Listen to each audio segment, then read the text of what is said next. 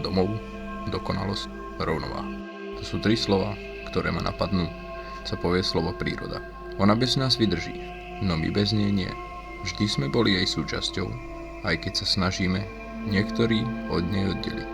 Pozdravujem vás, priatelia, vítam vás pri mojom prvom príhovore videu o prírode, ktorý som sa rozhodol venovať tejto otázke. Čo je to príroda? Je to náš učiteľ, je to živá bytosť, s ktorou sa nedá bojovať, aj keď sa niektorí v poľnohospodárstve o to pokúšajú, alebo v zdravotníctve, aj keď nič o tejto bytosti nevieme. No každopádne dalo by sa nazvať našim domovom. Je dokonalá ako jedna z 2 vecí, ktoré sú dokonalé.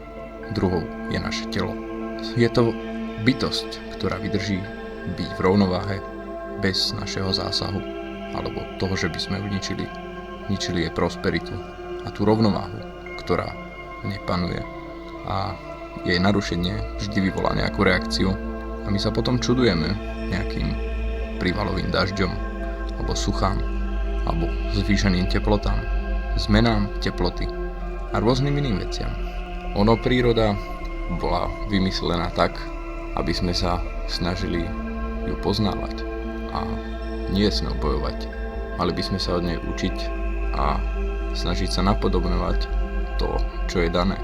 A hlavne v tom poľnohospodárstve a hospodárení na pôde sa budem venovať tejto problematike, ako sa s prírodou určite nevyplatí bojovať, skôr naopak je pomôcť, prosperovať a vytvoriť jej dokonalé podmienky na to, aby mohla robiť to, v čom je dokonalá, čo dokáže.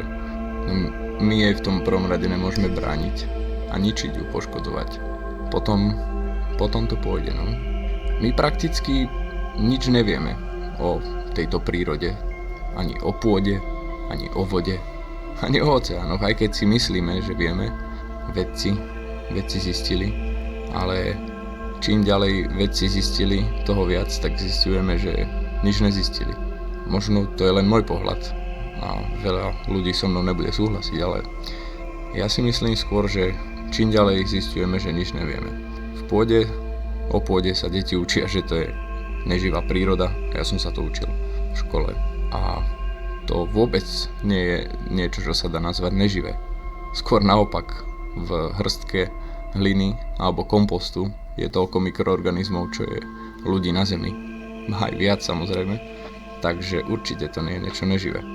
O vode takisto, kde sa ešte skrýva, v akých zákutiach zeme, čo napríklad obsahuje voda, ktorú pijeme, nevieme, aký to má vplyv na naše zdravie. O oceánoch nemáme ich preskúmané, tiež nič nevieme. Veľmi málo máme preskúmaných. Ale jedno z istotou vieme, a to, že v prírode má všetko svoju úlohu. Tak ako komári, tak aj my. Dokonca tí komári som nevedel, že majú nejaký vyšší zmysel, ale oni ako sa premnožujú v všetkých bažinách alebo jazierkach a mlákach, súdoch s vodou, tak potom poskytujú, keď si pavúčik spraví pavučinu, potravu pre pavúky. Pavúk je potravou zase pre vtáky. A takto vtáky zase pre nejaké väčšie zvieratá. A tie väčšie zvieratá potom my zrazíme niekde na ceste alebo tak. Takže všetko je v prírode pre niečo. My sme tu na to, aby sme ju chránili a učili sa od nej, ako ju chrániť.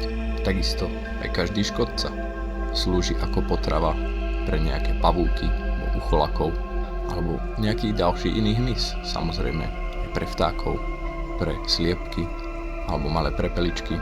Jednoducho všetko má svoju úlohu a je tam pre niečo, lebo to plní nejaký vyšší cieľ.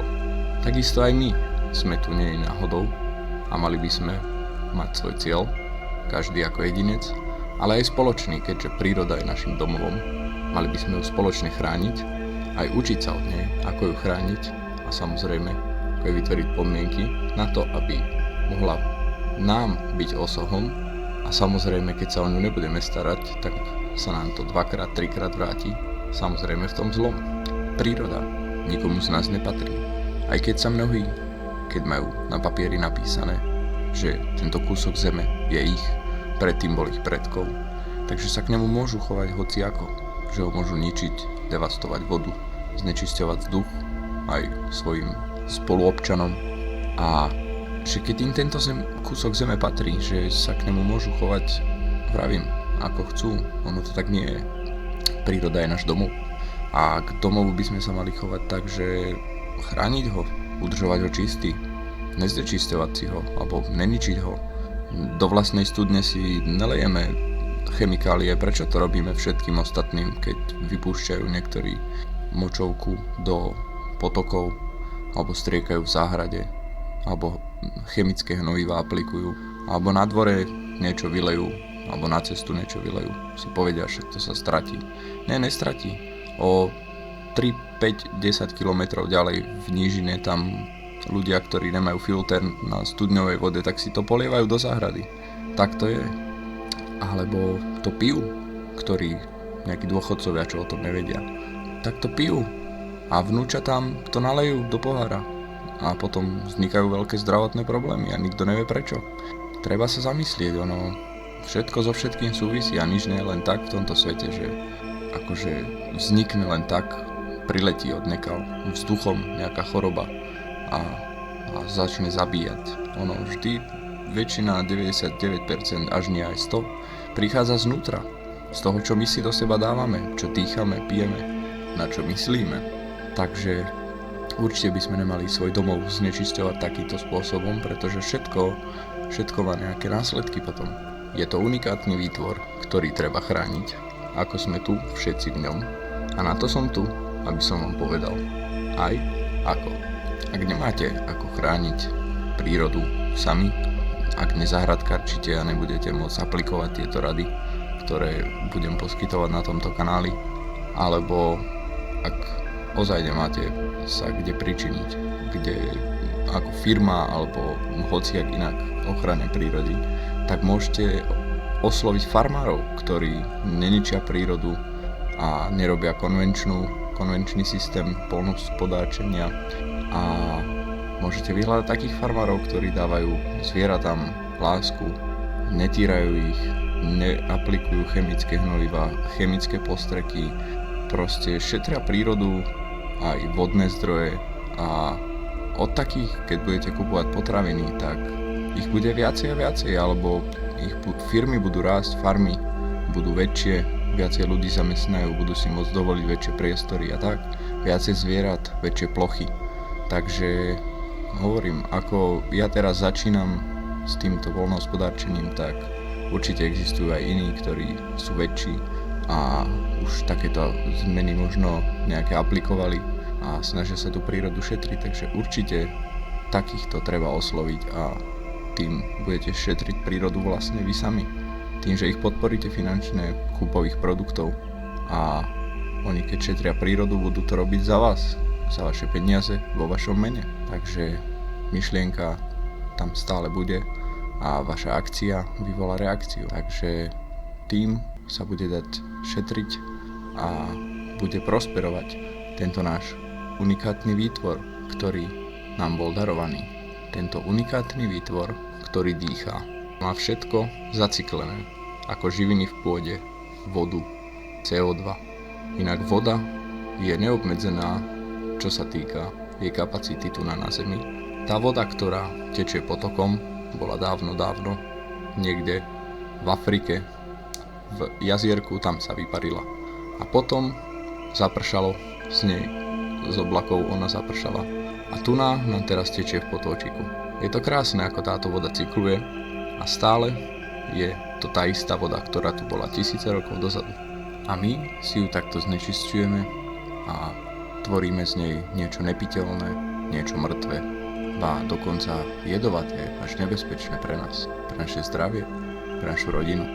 Takže mali by sme sa správať viacej s úctou k tejto prírode, k tejto živej bytosti, s pokorou. V prírode všetko funguje v cykloch.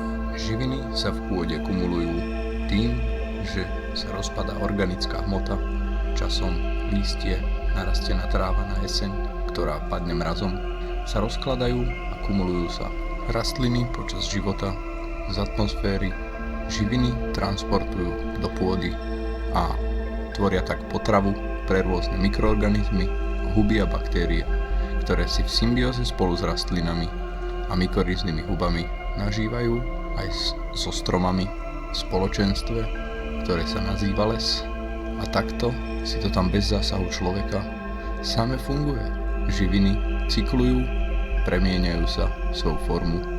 CO2 sa uvoľňuje pri odumieraní rastlín a rastliny počas svojho života CO2 zase ťahajú, premieňajú ho na kyslík a uhlík, ktorým sa stanú, keď sa rozložia. Oceány zase mocou chladnejšej a teplejšej vody premiestňujú CO2 a niekde ho pohlcujú a niekde ho zase vyvrhujú späť do atmosféry. Tieto krásne cykly v rovnováhe zachované treba rešpektovať, chápať a v prvom rade nesnažiť sa poručiť vetru, ale skôr naopak pochopiť, odkiaľ a prečo ten vietor fúka a snažiť sa porozumieť tomu vetru a naučiť to aj druhých, hlavne naše deti.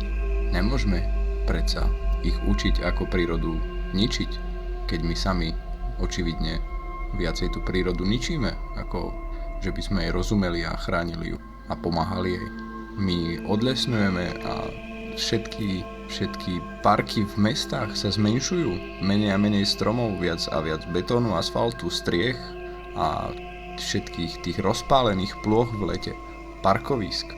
To všetko my berieme ako normálnu vec, rutinu, že to je súčasť nášho života, ale ono, tak ako to tu predtým nebolo a teraz to tu je, tak teraz sú tu aj zmeny, ktoré to prináša. Všetky tie plochy, ktoré boli predtým les alebo zeleň a vsakovala tam voda, fungovali tam tie procesy. Teraz to tam nefunguje vôbec. Aj ten hmyz, vtáctvo, všetko, ktoré tam bolo v tých počtoch ako niekedy. Ono dnes, my sa nemôžeme čudovať, že nám je teplo. A tá zeleň, tie zelené rastliny, ktoré ochladzujú atmosféru tým, že odparujú vodu a viažú aj CO2 pri fotosyntéze a tým vytvárajú rovnováhu, je menej a menej. Jednoducho nijak inak to nepôjde. Iba tým zlým smerom, kým s tým niečo nespravíme, nezačneme to vnímať, že je to problém. Tie obrovské plochy na tých poliach, kde voda nevie vsiaknúť, pretože porovitosť je úplne narušená. A tie lesy, ktoré sú menšie a menšie, čiže vietor ich prefúka a preschne.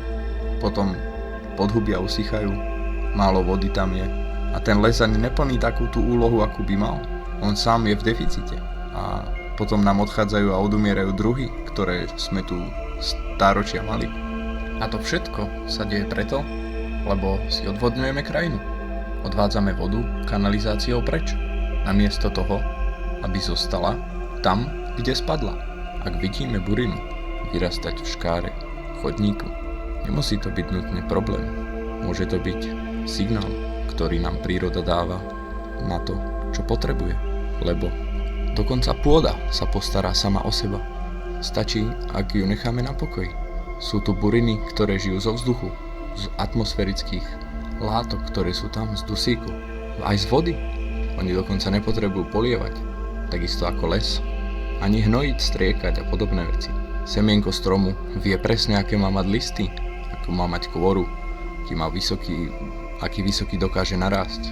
Presne koľko potrebuje vody aj živín. A dokonca to vie aj to semienko, ktoré ten strom nakoniec zhodí na zem alebo ho odniesie vták. Všetko v prírode vie, akú má úlohu, na čo tu je. Vieme to aj my?